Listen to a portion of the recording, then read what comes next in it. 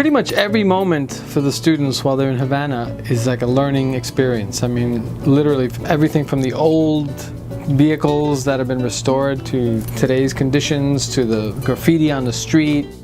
There's a lot of different programs at Hofstra to study abroad, and I was having trouble picking one, and my dad was saying Cuba isn't going to be the same in a year, 2 or 3 years. It's history in the making. Like, I want to be here while history is happening, be able to see it firsthand instead of hearing it on the news. I think the state of journalism here, it's in a very interesting transitional period right now. When we went to Radio Havana, we sat down with a bunch of journalists and a bunch of staff members and the people who sort of run different programs there and talked to them about some of the bigger idea issues when it comes to being a journalist in Cuba.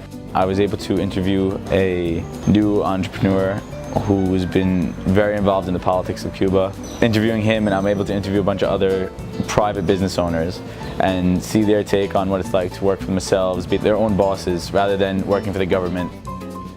And I think one of the great things about Cuba and the experience of having students go down there is that on a daily basis they're meeting with Cuban people, seeing how similar they are to themselves, right?